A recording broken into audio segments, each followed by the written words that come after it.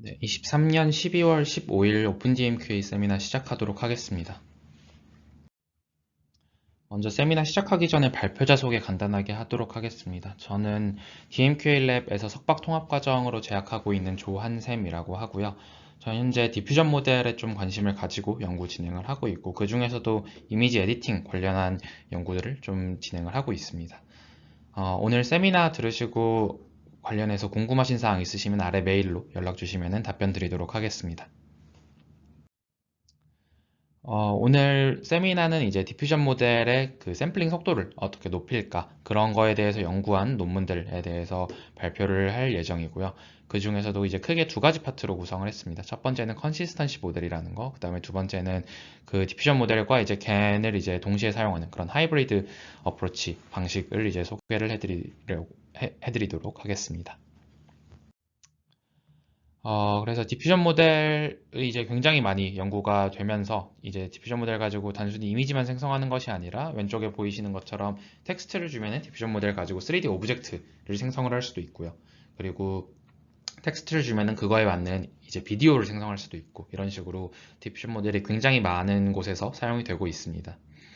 근데 하지만 이제 디퓨전 모델을 사용한다라고 하면은 보통 이제 가장 먼저 크게 단점으로 지적이 되는 부분이 샘플링 속도 부분입니다. 그래서 디퓨전 모델을 사용을 하면은 여러 번의 반복적으로 그 노이즈를 제거하는 과정을 통해서 이미지 혹은 샘플들을 생성을 해야 되다 보니까 샘플링 속도가 굉장히 느리다라는 단점을 가지고 있습니다. 그래서 왼쪽에서 보시면은 이제 왼쪽은 그 어떤 그 생성 모델, 제너티브 모델이 가져야 되는 어떤 세 가지 특성들을 나타내고 있는데요. 이 빨간색 부분을 보시면은 이제 디퓨전 모델이 이제 이 빨간색 부분으로 표시가 되어 있는데, 디퓨전 모델은 이제 굉장히 고품질의 이미지를 생성을 할 수 있고 굉장히 다양한 이미지를 생성을 할 수 있는데, 그거에 비해서는 이제 빠르게 샘플링을 하지 못한다라는 점을 이제 이런 식으로 나타내고 있습니다. 근데 이제 최근에 나오는 디퓨전 모델들을 살펴보면은 디퓨전 모델이 이제 빠른 샘플링이 불가능하다라는 것이 어느 정도 이제 깨져가고 있다라고 이제 보여지고 있습니다. 그래서 오른쪽 그림을 보시면은, 오른쪽은 이제 그 스테빌리티 AI에서 공개한 SDXL 터보를 통해서 이제 생성된 이미지들인데요. 이 SDXL 터보에서 이제 그 원 스텝만으로도 즉 기존의 생성 모델인 겐이나 VA랑 이제 거의 동일한 속도로 생성을 해낸 이런 이미지들이다라고 봐주시면 되겠습니다.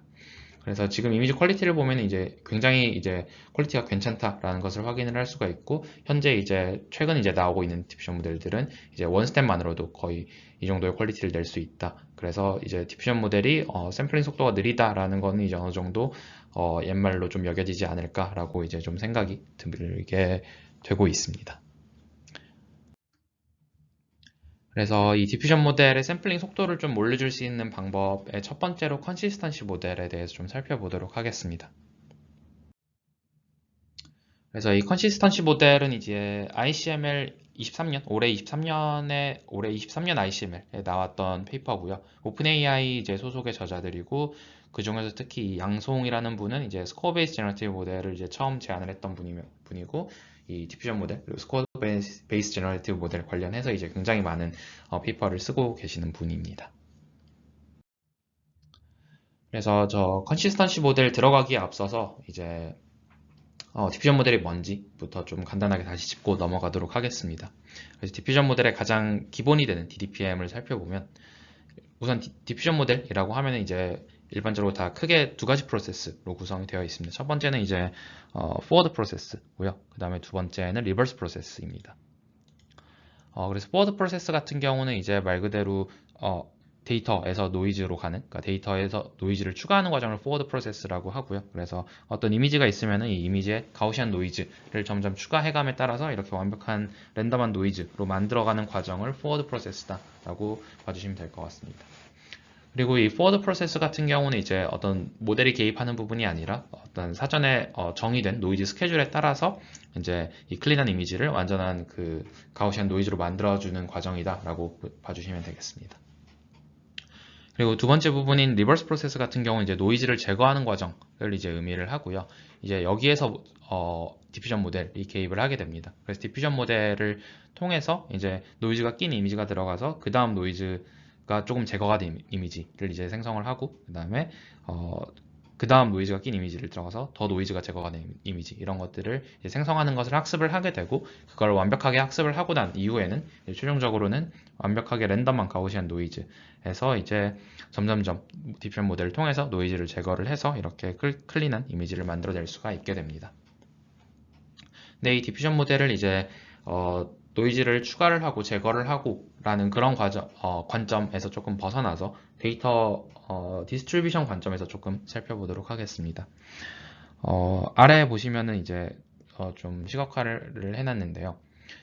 이 가장 왼쪽에 있는 게 이제 저희가 가지고 있는 어떤 데이터 디스트리뷰션, 그러니까 좀 복잡한 형태의 분포다라고 봐주시면 되겠고, 여기에 이제 가우시안 노이즈를 추가를 해간다라는 의미가 결국에는 여기 이 디스트리뷰션이 점점점 그 가우시안 디스트리뷰션에 가깝게 변화해 나가는 과정이다. 즉, 포워드 프로세스는 이제 복잡한 데이터 디스트리뷰션이 점점점 가우시안 디스트리뷰션에 가깝게 변해 나가는 과정이다라고 이제 이해를 해볼 수가 있겠고, 리버스 프로세스는 그 역방향을 이제 따라오는 과정이다라고 이해를 해볼 수가 있겠습니다.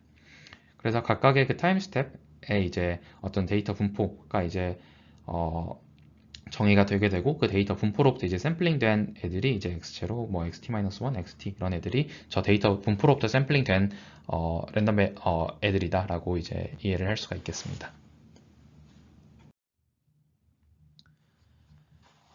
그래서 앞에서 봤던 DDPM 같은 경우는 이제 데이터에서 이제 노이즈로 갈 때 그 과정을 이제 디스크리트하게 정의를 합니다. 즉, 노이즈가 이제 더해지는 과정을 0, 1, 2, 3, 4 이런 식으로 디스크리트하게 정의를 했다라고 한다면, 이거를 이제 컨티뉴어스한 타임 스텝으로 확장을 할 수가 있습니다. 그래서 그런 컨티뉴어스한 타임 스텝으로 확장했던 논문이 SCORE-SD라는 논문이고요.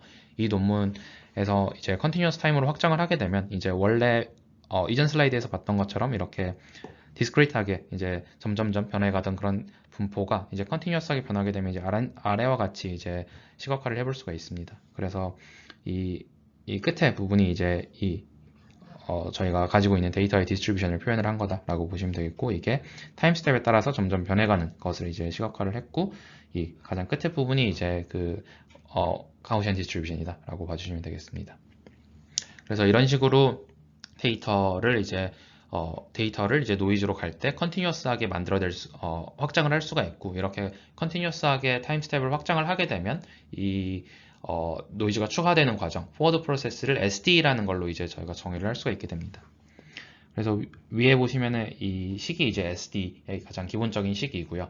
이 SD 식을 이제 먼저 간단하게 살펴보면, 앞에는 이제 보통 드리프트 코에피션트라고 이야기를 하고, 이제 시간의 변함에 따라서 X가 어떻게 변하는지를 이제 결정해주는 디터미니스틱한 부분이다라고 봐주시면 되겠고, 이 뒤에 부분은 이제 그 프로세스의 랜덤성을 넣어주는 부분이다라고 봐주시면 될 것 같습니다.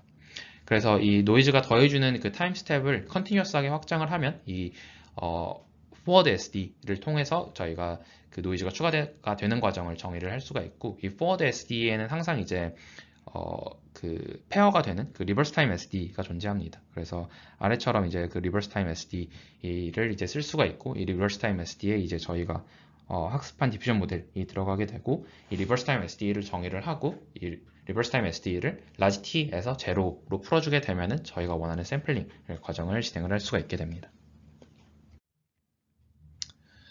그래서 이 스코어 SD에서 이제 이렇게 새롭게 제안을 했던 것 중에 하나가 이제 Probability Flow OD, 줄여서 PFOD라는 이제 그런 ODE가 있습니다. 그래서 이 PFOD가 뭔지 좀 잠깐 짚고 넘어가면, PFOD라고 하는 거는 일단 정의가 Forward SD와랑 이제 동일한 확률 분포를 갖는 ODE를 이 PFOD이다라고 이야기를 합니다. 그럼 여기서 도대체 동일한 확률 분포를 갖는다는 게 어떤 이야기냐를 좀 살펴보면은, 데이터가 있고 데이터의 디스트리뷰션이 있고, 이 데이터의 디스트리뷰션이 이제 노이즈로 가는 과정에서 각각 정해진 어떤 그 프로세스에 따라서 이 XT들이 각각 정의가 되게 됩니다. 그럼 이 XT들이 이제 결국에는 이 데이터 디스트리뷰션과 이 프로세스를 통해서 XT들이 정의가 되게 되고, 그 XT들의 어떤 분포가 이제 동일하다. 즉, 이 Forward SD를 통해서 만들어진 이 XT들의 분포랑 PFOD를 통해서 만들어진 이 XT들의 분포가 다 동일하다. 즉, 이 뒤에 배경에 깔려 있는 그림이 정확하게 동일하다라는 의미를 갖고 있습니다. 그래서 이 forward SD는 결국엔 SD이기 때문에 어떤 랜덤성이 있고 PFOD는 OD이기 때문에 이제 디터미니스틱한 그런 특성을 가지고 있는데 전혀 다른 프로세스처럼 보이지만 이 두 프로세스를 통해서 만들어지는 그 중간중간에 생성이 되는 만들어지는 XT들은 이제 정확하게 동일한 분포를 갖고 있다라고 봐주시면 되겠습니다. 그리고 이 PFOD에서 또 하나 짚고 넘어가면 좋은 점은 PFOD 같은 경우는 이제 이 식을 통해서 이제 데이터에서 이제 노이즈로 이제 변환을 하게 되는데 그 식과 동일한 식을 통해서 이제 그 노이즈로부터 데이터로 올 수가 있게 됩니다. 그래서 즉 PFOD는 저 동일한 식을 가지고 저거를 제로에서 이제 t로 풀어줄 것인가 아니면 t에서 제로로 풀어줄 것인가에 따라서 이제 노이즈를 뭐 추가하는 과정이 된다든지 혹은 이제 그 샘플링하는 과정이 될 수 있다라는 걸 하나 짚고 넘어가면 좋을 것 같습니다. 그래서 저 어려운 PFOD 이야기를 왜 했냐라고 하면은 사실 컨시스턴시 모델이 그저 PFOD로부터 출발을 하게 됩니다. 그래서 컨시스턴시 모델에서 처음 정의를 하고 있는 거는 컨시스턴시 펑션이라는 걸 정의를 하고 있고요. 이 컨시스턴시 펑션이라는 걸 어떻게 정의를 하고 있냐라고 보면은 PFOD가 있고요. 일단 기본적으로 PFOD가 등장하고 그 동일한 PFOD에 위치하는 모든 XT들을 입력을 받았을 때 이 펑션이 이 XT들을 입력을 받았을 때 X0를 리턴해주는 그런 펑션을 컨시스턴시 펑션이다 라고 정의를 하고 있습니다. 그래서 아래 수식을 통해서 보면 제일 깔끔할 것 같은데 모든 XT에 대해서 이 XT를 넣었을 때 X0를 리턴해주는 이런 함수를 이제 컨시스턴시 펑션이다 라고 정의를 하고 있습니다. 그래서 아래 오른쪽 이 그림에서 보면은 어떤 데이터 포인트가 있고 데이터 포인트가 이제 그 PFOD를 따라서 OD 트래젝토리를 만들어서 노이즈로 가는 이 과정을 PFOD의 트래젝토리다 라고 이야기를 하고 이 동일한 PFOD 트래젝토리에 있는 모든 XT들은 그 컨시스턴시 펑션을 통과를 했을 때 다 X0로 간다 라고 이제 정의를 하고 있습니다. 그래서 이렇게 컨시스턴시 펑션이라는 걸 정의를 하게 되면 이 컨시스턴시 펑션이 두 가지의 특성을 가지게 되는데 첫 번째는 이제 셀프 컨시스턴시라는 거는 특성을 좀 가지게 됩니다. 그래서 이 셀프 컨시스턴시라는 특성이 뭐냐라고 하면은 이제 오른쪽 식을 통해 식이 제일 잘 표현이 되어 있는데 결국에는 모든 인풋에 대해서 x0를 리턴해야 되기 때문에 모든 그 인풋에 어떤 아웃풋 값이 같다. 즉 어떤 타임 스텝 두 개를 선택해서 넣어주든지 간에 그 아웃풋은 서로 동일하다라는 그런 셀프 컨시스턴시라는 특성을 하나 가지게 되고요. 두 번째는 이제 바운더리 컨디션을 만족을 해야 합니다. 그래서 이 바운더리 컨디션이라고 하는 거는 결국에는 어떤 XT를 넣어서든 X0가 나와야 되기 때문에 극단적으로 갔을 때 X0를 넣어서도 X0가 그대로 리턴이 돼야 되는 그러니까 어떤 저 X0를 넣었을 때는 이 컨시스턴시 펑션이 아이덴티티 펑션이 되어야 된다라는 그런 특성을 가지고 있습니다. 그래서 저 컨시스턴시 펑션이 일단 바운더리 컨디션, 즉 x0를 넣었을 때 아이덴티티 컨디션을 만족시켜주기 위해서 먼저 컨시스턴시 펑션을 이런 식으로 설계를 하게 되고요. 그래서 이런 식으로 설계를 하고 이제 t가 0, 즉 x0를 인풋으로 넣었을 때 상황을 살펴보면은 cskip 0는 이제 2를 만족해주는 어떤 그러니까 t가 0일 때 이제 1 값을 갖는 어떤 펑션이다 라고 보시면 될 것 같고 이 cout도 0 값을 넣어줬을 때 어떤 0을 그대로 뱉어주는 어떤 함수다 미분 가능한 함수다 라고 봐주시면 되겠습니다. 그래서 여기 각각의 1, 0을 집어넣고 나면은 이제 x0가 그대로 리턴이 되는 것을 확인을 할 수가 있습니다. 그래서 바운더리 컨디션을 좀 만족시켜주기 위해서 이 컨시스턴시 펑션을 저렇게 포뮬레이션을 먼저 진행을 하게 됩니다. 그리고 참고로 여기 끝에 나와 있는 f 라지 F는 이제 그 저희가 학습을 하게 되는 결국에는 그 뉴럴 네트워크다라고 봐주시면 되겠습니다. 그럼 저렇게 정의가 된 저 컨시스턴시 모델을 어떻게 학습을 할 거냐라고 하면 이제 크게 두 가지 형태로 학습을 하게 됩니다. 첫 번째는 그 사전 학습된 디퓨전 모델을 활용하라는 컨시스턴시 디스틸레이션 방식이 있고 그 다음에 그런 디퓨전 모델 없이 그냥 그 컨시스턴시 모델만 단독으로 학습을 하는 컨시스턴시 트레이닝 방식이 있습니다. 그래서 첫 번째 방식인 컨시스턴시 디스틸레이션 먼저 설명을 드리도록 하겠습니다. 그래서 컨시스턴시 디스틸레이션 같은 경우 이제 어떤 클린한 이미지가 주어지고 이 이미지가 포워드 디퓨전 그냥 이제 저희 일반적으로 가우시안 노이즈 추가하는 그런 과정을 통해서 노이즈가 낀 이미지를 만들어주게 되고요. 여기서 이제 동일한 PFOD 트라젝토리에 존재해야 된다라는 그런 조건을 만족시켜주기 위해서 여기서 이제 디퓨전 모델을 통해서 원스텝 디노이징을 해준다라고 봐주시면 되겠습니다. 그래서 여기서 이제 아래와 같은 PFOD 식을 활용을 해서 이제 동일한 PFOD에 존재하는 XT들을 이제 획득을 하는 과정이다라고 봐주시면 되겠습니다. 그래서 이렇게 획득되는 XT들을 각각 컨시스턴시 모델에 넣어주게 되고요. 넣어준 이 각각의 아웃풋들은 이제 이런 식으로 표현이 되게 됩니다. 이렇게 표현이 된 아웃풋들의 이제 차이를 최소화해줘야 되는데, 이 차이를 최소화해주는 이유는 앞에서 그 컨시스턴시 모델의 특성에서 봤던 것 중에 하나가 셀프 컨시스턴시라는 이제 특성을 가지고 있어야 된다라고 이야기를 했습니다. 즉, 어떤 인풋이 들어가든 어떤 XT가 들어가든 그 아웃풋은 X0로 같아야 되기 때문에 이 두 개의 인풋이 서로 다르더라도 이 두 개의 이 컨시스턴시 모델을 통과한 이후의 아웃풋의 차이는 이제 서로 같아야 된다. 즉, 두 개의 차이를 이제 줄여주는 형태로 학습을 진행을 하게 됩니다. 다음은 이제 디퓨전 모델, 사전 학습된 디퓨전 모델이 없는 상태에서 그 컨시스턴시 모델을 학습을 하는 컨시스턴시 트레이닝에 대해서 좀 살펴보도록 하겠습니다. 이 컨시스턴시 트레이닝 같은 경우는 이제 사전 학습된 디퓨전 모델이 없어도 학습이 가능하기 때문에 이런 컨시스턴시 모델을 어떤 새로운 형태의 생성 모델이다 라고 이제 새로운 형태의 생성 모델로 만들어주는 부분이다 라고 봐주시면 되겠습니다. 그래서 이 컨시스턴시 트레이닝은 굉장히 단순한데, 어떤 이미지가 있고 이미지에서 이제 포워드 디퓨전, 즉 가우시안 노이즈를 추가하는 과정을 통해서 그냥 XT랑 XT-2를 생성을 하고요. 이 XT랑 XT-2를 컨시스턴시 모델에 넣어줘서 그 차이를 줄여줘라, 즉 이제 그 셀프 컨시스턴시 조건을 만족시켜줘라 라는 형태로 학습이 진행이 되게 됩니다. 그럼 이게 어떻게 그 컨시스턴시 모델이라는 그 조건을 충족을 시켜줄 수 있냐라고 하면은 이제 그 논문의 티어리럼 2에 보면은 이 컨시스턴시 트레이닝과 컨시스턴시 그 디스틸레이션의 두 로스가 결국에는 같은 로스이다 라는 이야기를 하고 있습니다. 그래서 그런 어떤 수학적인 증명을 통해서 이 컨시스턴시 트레이닝이 결국에는 컨시스턴시 모델이 될 수 있다 라는 것을 보여주고 있습니다.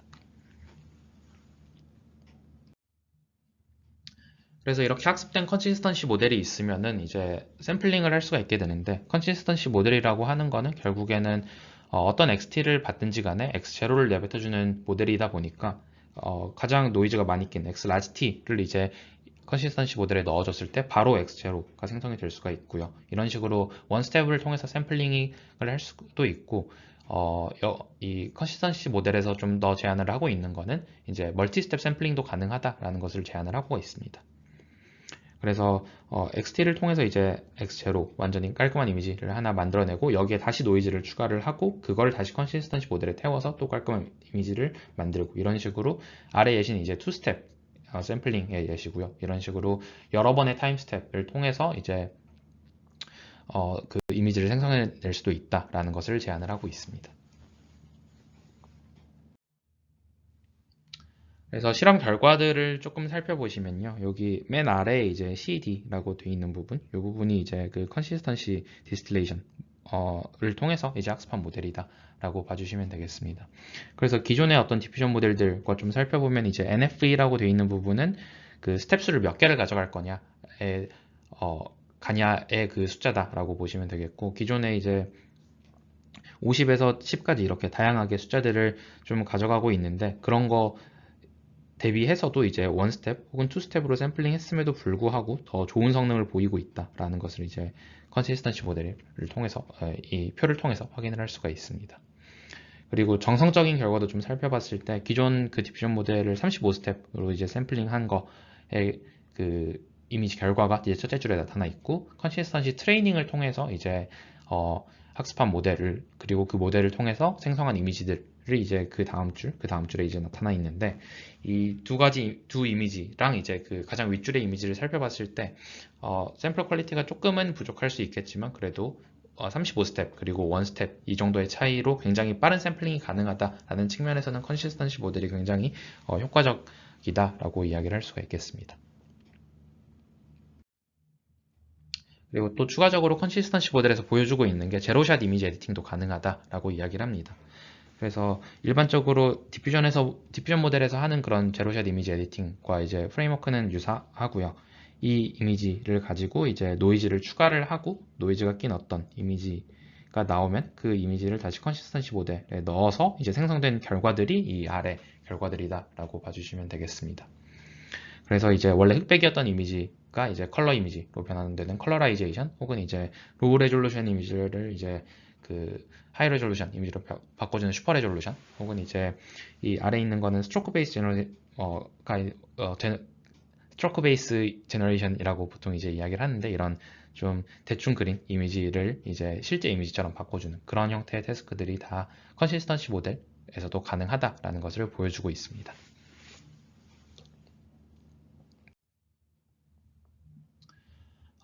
그 다음에 이제 살펴볼 논문은 레이턴트 컨시스턴시 모델이라는 논문이고요. 이 논문이 이제 칭화대에서 나왔고 사실 10월 6일에 공개된 논문이라서 사실 공개된 지는 얼마 안 된 그런 따끈따끈한 논문이다라고 봐주시면 되겠습니다. 그래서 이 레이턴트 컨시스턴시 모델에서 하고 싶은 거는 결국에는 디퓨전 모델에서 했던 것과 사실 동일한 그런 연구 방향이다라고 볼 수가 있을 것 같습니다. 그래서 디퓨전 모델에서도 고해상도 이미지를 생성을 하기 위해서 기존의 디퓨전 모델을 이제 레이턴트 스페이스로 보내서 그 레이턴트 상에서 디퓨전이 일어날 수 있도록 확장하는, 그러니까 디퓨전 모델을 해서 레이턴트 디퓨전으로 넘어가는 그런 레이턴트 디퓨전 모델로 넘어가는 그런 과정들이 연구가 되어 왔습니다. 그래서 고해상도 이미지를 생성을 하기 위해서는 기존의 디퓨전 모델을 그대로 사용을 하면은 인풋이랑 아웃풋 사이즈가 같기 때문에, 즉 아래 예시처럼 어떤 512 x 512 사이즈의 이미지가 가면은 이제 아웃풋도 그대로 512 x 512가 나오는 이런 형태의 디퓨전 모델인데, 이렇게 되면 모델 사이즈가 너무 커지기 때문에 이미지를 효율적으로 생성하는 게 좀 어렵다라고 이야기를 하면서 레이턴트 디퓨전 모델에서는 이 512 x 512 그걸 그대로 쓰는 게 아니라 이거를 64 x 64의 어떤 레이턴트 스페이스로 보내고 거기서 이제 디퓨전 모델을 왔다 갔다 하자라고 해서 조금 더 효율적인 그런 디퓨전 모델을 제안을 했던 논문이 되겠습니다. 그래서 이런 것처럼 이 레이턴트 컨시스턴시 모델에서도 하고 싶은 게 이 컨시스턴시 모델을 통해서 고해상도 이미지를 생성을 하고 싶은데, 이 컨시스턴시 모델이라는 것도 역시 디퓨전 모델처럼 이제 인풋 아웃풋 사이즈가 같다 보니까 고해상도 이미지를 생성하기엔 이제 효과적이지 않다. 그래서 이제 이거를 레이턴트 상으로 보내서 레이턴트 상에서 이제 동작할 수 있는 컨시스턴시 모델을 이제 만들겠다라는 게 이제 기본적인 컨셉이다라고 봐주시면 되겠습니다. 그리고 추가적으로 이제 이런 레이턴트 컨시스턴시 모델, 그러니까 디퓨전 모델이 그 레이턴트 디퓨전으로 넘어가면서 이제 텍스트 컨디션 같은 것도 이제 추가적으로 받을 수 있게 됐던 것처럼 이 레이턴트 컨시스턴시 모델에서도 텍스트 컨디션을 추가적으로 받고 있다. 그래서 텍스트 투 이미지 모델로 확장하는 모델이다라고 봐주시면 되겠습니다. 그럼 이제 여기서 가장 먼저 고려해야 될 부분이 텍스트 컨디션이 새로 들어오기 때문에 이 텍스트 컨디션을 어떻게 처리할 거냐에 대한 문제가 이제 생기게 됩니다. 그래서 이 텍스트 컨디션을 받아서 이제 그 디퓨전 모델 상에서 이제 가장 많이 사용되는 테크닉 중에 하나가 클래시파이어 프리 가이던스, 줄여서 이제 CFG라는 이제 테크닉이 있습니다. 이 CFG라는 테크닉은 이제 컨디셔널한 아웃풋과 이제 언컨디셔널한 아웃풋 두 개를 이제 조합을 해서 새로운 아웃풋을 만들어내는 과정이다라고 보시면 되겠고, 이 과정에서 컨디셔널한 아웃풋에 조금 많은 가중치를 줌으로써 샘플의 퀄리티를 좀 올려줄 수 있는 그런 이제 테크닉을 CFG다라고 이해를 해주시면 될 것 같습니다. 그래서 여기 컨디셔널한 아웃풋이 있고 이제 언컨디셔널한 그런 디퓨전 모델의 아웃풋이 있는데, 이 두 개를 조합을 할 때 W를 보통 굉장히 큰 값을 사용을 합니다. 그래서 보통 6 이상 정도를 많이 사용을 하고요. W를 이제 6 이상 정도로 사용을 하겠다라고 하는 거는 이 컨디셔널 모델에 훨씬 더 많은 가중치를 주겠다라는 걸 이야기를 합니다. 그래서 그렇게 이런 테크닉을 통해서 샘플의 퀄리티가 올라갈 수 있다라는 것을 이제 디퓨전 모델에서 많이 사용되는 테크닉이다로 봐주시면 되겠습니다. 그래서 이 레이턴트 컨시스턴시 모델에서는 저 CFG라는 테크닉을 이 컨시스턴시 모델에 좀 녹여내기 위해서 기존에 사용하던 이 PFOD를 이제 CFG의 아웃풋으로 이제 만든 그런 CFG의 아웃풋을 통해서 PFOD를 다시 정의를 하게 되고, 이거를 이제 이 논문에서는 Augmented PFOD다라고 부르고 있습니다.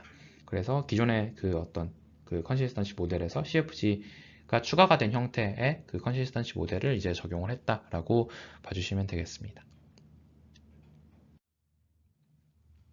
그래서 이 레이턴트 컨시스턴시 모델에서는 기본적으로 그 컨시스턴시 디스틸레이션을 통해서 실험 결과들을 보여주고 있고요. 이 아래 그림이 이제 그 레이턴트 컨시스턴시 모델의 이제 4스텝으로 제너레이션을 한 이미지들입니다. 그래서 여기서 보시면은 4스텝임에도 불구하고 이미지 퀄리티가 굉장히 좋다라는 것을 먼저 확인을 할 수가 있고, 여기 보이시는 그 아까 봤던 CFG 스케일에 따라서 이제 이미지가 어떻게 변하는지를 살펴보고 있는데, 디퓨전 모델에서 일반적으로 저 CFG 스케일을 키워주면은 더 좋은 샘플이 생성이 된다라는 것이 알려져 있습니다. 그래서 그런 저 CFG 스케일을 점점 크게 만들어주면 줄수록 LCM에서도 동일하게 좋은 샘플의 퀄리티를 좋은 퀄리티의 샘플을 얻을 수 있다라는 것을 이제 보여주고 있는 실험이다라고 보시면 되겠습니다. 네, 다음은 이제 그 겐과 디퓨전 모델을 좀 섞어서 사용하는 하이브리드 어프로치에 대해서 살펴보도록 하겠습니다. 어, 여기서 이제 소개드릴 논문은 이제 UFOGen이라는 논문이고요. 이 논문이 이제 구글에서 이제 공개가 된 논문이고, 이 논문 역시도 이제 공개된 지가 얼마 되지 않은 논문입니다. 그래서 이 논문을 이해하기 앞서서 좀 몇 가지 알아야 되는 게 있어서 그 부분 먼저 살펴보고 가도록 하겠습니다. 먼저 이제 DDGen이라는 논문인데요. 이 DDGen이라는 논문에서 이제 이야기하고 있는 것을 먼저 살펴보면, 저희가 이제 노이즈로부터 이제 이미지로 가는 그런 리버스 프로세스 과정을 이제 작은 타임 스텝 단위에서는 이게 가우시안이다라고 이제 저희가 가정을 하고 노이즈를 제거를 해나가고, 실제로 그 분포가 가우시안 분포랑 굉장히 유사하다라는 것을 확인을 할 수가 있습니다. 그래서 여기 노이즈에서부터 이미지로 가는 과정에서 이런 작은 타임 스텝에서는 이 분포가 가우시안 분포를 따른다. 그래서 그 기존의 디퓨전 모델이 가정했던 부분이 맞다라고 이야기를 하는데, 이 타임 스텝이 커지게 되면은 이게 더 이상 이제 가우시안 분포다라는 그 가정이 깨지게 됩니다. 그래서 여기서 여기로 이제 가는 그런 어떤 데이터 디스트리뷰션을 실제로 찍어보니 이런 식으로 이제 가우시안 디스트리뷰션이 아니라 조금 더 복잡한 형태의 디스트리뷰션이 나오더라라는 것을 이제 이 논문에서 처음으로 지적을 하고 있습니다. 따라서 이 논문에서 하고자 하는 거는 저 데이터의 디스트리뷰션을 이제 가우시안이 아니기 때문에 우리가 새롭게 추정을 해서 이제 이미지를 샘플링을 해야 이제 좀 빠른 스텝 안에 이미지를 생성해낼 수 있다라는 것을 이야기를 하고 있습니다. 그래서 아래와 같은 이제 그 adversarial loss를 활용을 하는데요. 결과적으로 이 로스가 의미를 하는 거는 이 두 데이터의 분포를 이제 얼라인을 해주겠다라는 걸 의미를 하고, 이 Q가 이제 들어간 부분이 이제 그 실제 데이터의 디스트리뷰션, 그러니까 그 스텝 사이즈가 커졌을 때 실제 데이터의 디스트리뷰션이다 라고 봐주시면 되겠고, 이 p세타라고 되어 있는 부분이 이제 adversarial loss이기 때문에 어떤 제너레이터를 통해서 이제 추정이 된 어떤 데이터의 분포다 라고 봐주시면 되겠습니다.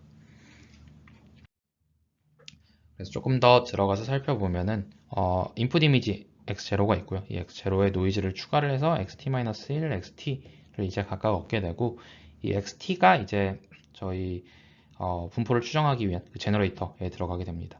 그래서 이 xt가 이제 제너레이터에 들어가서 나오는 아웃풋은 x0가 어떤 거였을까를 이제 프리딕션하는 x0에 대한 프리딕션 값이 이제 아웃풋이다라고 볼 수가 있겠고, 이 x0 프리딕션 값에 다시 노이즈를 더해줘서 xt-1이라는 것을 이제 생성을 하게 됩니다. 그래서 즉 이걸 이제 gen이라는 그 관점에서 좀 살펴보면은, 이 빨간색으로 표시되어 있는 부분이 이제 실제 데이터에서 나온 그 어떤 그 노이즈가 낀 이미지이기 때문에 진짜 데이터, 그 다음에 저 노란색으로 표시가 된 부분이 제너레이터가 생성해낸 이미지이기 때문에 가짜 데이터다라고 볼 수가 있겠습니다. 따라서 저 두 가지 이미지를 이제 디스크리미네이터에 넣어줘서 디스크리미네이터가 이게 진짜냐 가짜냐를 구분을 하는 것을 학습을 함으로써 두 분포가 이제 얼라인이 된다. 즉 이제 실제 데이터의 분포와 우리가 실제 데이터의 분포를 우리 제너레이터로 이제 얼라인을 시키는 과정이다라고 볼 수가 있겠습니다. 그리고 이 DDGen에서 이제 조금 더 나간 논문이 SIDDM이라는 논문이 있습니다. 그래서 DDGen에서 이제 사용했던 그 로스 펑션 자체가 좀 이제 원래 겐에서 많이 지적이 되던 것처럼 이제 굉장히 저 로스 펑션이 불안정하다라는 점을 지적을 하고요. 그래서 저 SIDDM에서는 로스 펑션을 좀 이런 식으로 아래처럼 바꿔서 쓴다라고 봐주시면 되겠습니다. 그래서 저 DDGen과 SIDDM을 이야기했던 이유는 당연히 저 여기서부터 UF4Gen이 시작을 하기 때문에 저 이야기들을 좀 했습니다. 그래서 여기 나와 있는 이제 로스 펑션이 결국에는 그 SIDDM에서 이제 제한을 하고 있는 로스 펑션입니다. 그래서 저렇게 모델을 학습을 할 때 이러한 로스 펑션을 학습하면 안정적으로 학습이 된다라고 했던 것을 이제 그 SIDDM 논문에서 밝혀줬고, 거기에서 조금 더 나아가서 UF4Gen에서는 결국에는 이 로스 펑션이 가지고 있는 의미들을 조금 더 이제 살펴본 논문이다라고 이해를 할 수가 있겠습니다. 그래서 첫 번째 이제 저 로스 펑션에서 텀은 이렇게 나타나 있는데, 결국에는 저 노이즈가 낀 이미지 사이에 어떤 데이터의 디스트리뷰션을 얼라인하는, 그러니까 이 Q가 이제 실제 데이터고 P가 이제 저희가 제너레이터로 추정을 하는 분포가 될 텐데, 저거를 이제 노이즈가 낀 상태에서 추정을 하는 게 결국에는 이런 식으로 클린한 이미지끼리의 데이터를 얼라인하는 것과 동일하다. 즉 이제 저 로스를 쓰면은 우리가 실제 데이터의 디스트리뷰션을 피팅을 할 수가 있다라는 것을 이제 이 논문에서 처음 이야기를 합니다. 그래서 정확한 그 증명 내용은 그 해당 논문 어펜딕스를 좀 참고를 해주시면은 좋을 것 같습니다. 그리고 추가적으로 더 이 논문에서 진행을 하는 거는 이제 두 번째 텀인 이 KL 다이버전스, 두 분포의 차이를 이제 측정해 줄 수 있는 이 KL 다이버전스가 이제 여러 가지 이제 그 수식 유도를 통해서 이런 식으로 바뀔 수 있다. 즉, 이 KL 다이버전스가 이제 가지고 있는 의미가 결국에는 이 리컨스트럭션이라는 로스로 대체가 될 수 있다라는 것을 이야기를 합니다. 그래서 이거에 대해서도 이제 자세한 증명은 어펜딕스 쪽에 나와 있으니까 어펜딕스를 참고해 주시면 감사하겠습니다. 그래서 실험적으로 결국에는 이 논문에서는 기존의 이 로스를 쓰는 것보단 이 이미지를 리컨스트럭션 하는, 그러니까 어떤 제너레이터를 통해 생성된 이미지랑 이제 실제 이미지를 그냥 리컨스트럭션하는 로스를 사용을 하는 게 두 번째 텀에서 더 좋더라라는 이야기를 하고 있습니다. 그래서 최종적으로 이 UF4Gen에서 이제 학습이 되는 방식을 보시면은 어떤 인풋 이미지가 있고요. 이 인풋 이미지에 노이즈를 추가를 하고, 그 노이즈를 추가된 게 제너레이터에 들어가고, 그 제너레이터가 생성하는 거는 어떤 완전 노이즈가 제거된 그 실제 이미지를 X0를 생성을 하게 되고, 이 X0를 다시 노이즈를 추가를 해서 이제 어떤 노이즈가 추가된 이미지를 만들게 됩니다. 그러면은 이 이미지는 이 오른쪽에 있는 이미지는 제너레이터로부터 생성이 된 이미지이기 때문에 가짜 이미지다라고 이야기를 할 수가 있고, 이 처음에 이제 실제 이미지로부터 노이즈를 추가를 했던 이미지는 이제 실제 이미지로부터 왔기 때문에 실제 데이터다라고 이야기를 할 수가 있겠습니다. 그래서 이 두 이미지가 이제 디스크리미네이터에 들어가서 이제 이게 진짜인지 가짜인지를 이제 구분을 하게 되고, 이걸 통해서 그 두 데이터의 디스트리뷰션이 얼라인 된다. 근데 이 노이즈가 낀 이미지의 그 데이터의 디스트리뷰션을 얼라인 한다라는 이야기가 결국에는 우리가 가지고 있는 그 데이터의 디스트리뷰션 X0의 데이터의 디스트리뷰션을 이제 얼라인 하는 것과 같더라라고 볼 수가 있습니다. 그리고 두 번째 로스텀 같은 경우는 이제 이 로스를 변형을 해서 이런 식으로 리컨스트럭션 로스로 활용을 하고 있고, 그래서 두 번째 로스는 이 처음에 들어갔던 인풋 이미지랑 제너레이터가 생성한 이미지, 이 두 이미지 사이에 차이를 계산을 해서 결국에는 제너레이터를 업데이트를 하게 된다라고 봐주시면 되겠습니다.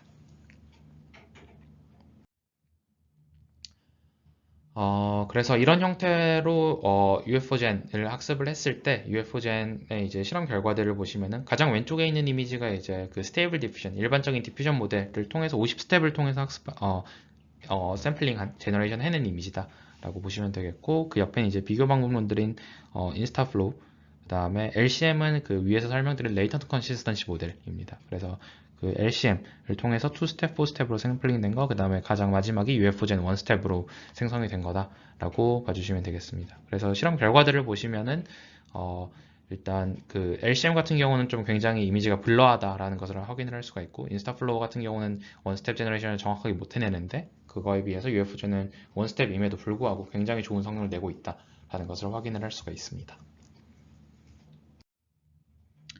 그리고 이 UF4Gen에서 추가적으로 또 보여주는 게 이제 이미지 제너레이션 뿐만 아니라 이미지 투 이미지 트랜슬레이션, 그리고 어떤 추가적인 컨디션을 받아서 이미지를 제너레이션 하는 그런 컨트롤러블한 제너레이션도 가능하다라는 걸 보여줍니다. 그래서 기존의 디퓨전 모델에서 되던 것이 이제 본인들의 프레임워크에서도 잘 동작을 한다라는 것을 이제 보여주기 위한 실험이다라고 보시면 되겠습니다. 그래서 여기서도 어떤 인풋 이미지가 있고, 이 인풋 이미지에 노이즈 추가를 하고, 노이즈 추가를 한 어떤 이미지가 있고, 이 이미지가 다시 그 제너레이터를 통과를 해서 이제 생성이 된 이미지다 라고 보시면 되겠습니다. 그래서 이런 식으로 이제 이 텍스트 컨디션을 잘 주면은 이제 원하는 이미지를 원하는 형태로 이제 바꿀 수가 있다라는 것을 확인을 할 수가 있고요.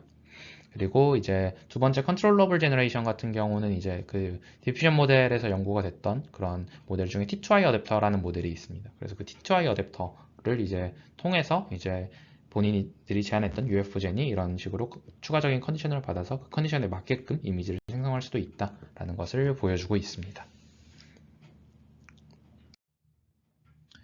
그래서 오늘 세미나 내용들을 좀 정리를 해보도록 하겠습니다. 오늘 세미나는 이제 디퓨전 모델 중에서도 이제 디퓨전 모델의 그 샘플링 속도, 생성 속도를 이제 올려줄 수 있는 방법론들에 대해서 좀 살펴봤고요. 그 중에서도 크게 두 가지 카테고리, 컨시스턴시 모델과 하이브리드 어프로치에 대해서 살펴봤습니다. 이 컨시스턴시 모델에서 첫 번째 살펴봤던 컨시스턴시 모델 같은 경우는 이제 XT를 입력을 받아서 X0를 예측하는 그런 컨시스턴시 펑션, 컨시스턴시 모델이라는 걸 정의를 하고 그걸 학습하는 방식들을 제안을 했고요. 학습하는 방식은 크게 이제 두 가지 디퓨전 모델을 활용하는 컨시스턴시 디스틸레이션과 현 학습 정보 없이 그냥 이제 컨시스턴시 모델 그 자체로만 학습하는 컨시스턴시 트레이닝 방식이 있었습니다. 그리고 두 번째 레이턴트 컨시스턴시 모델 같은 경우는 이제 컨시스턴시 모델을 레이턴트 컨시스턴시 모델, 그러니까 레이턴트 스페이스에서 진행될 수 있는 어떤 모델로 확장하는 연구였었고, 이제 그거과 추가적으로 해서 이제 텍스트까지 추가적으로 입력을 받아서 제너레이션을 할 수 있는 텍스트 이미지로 확장하는 이제 연구였다라고 정리를 할 수가 있겠습니다.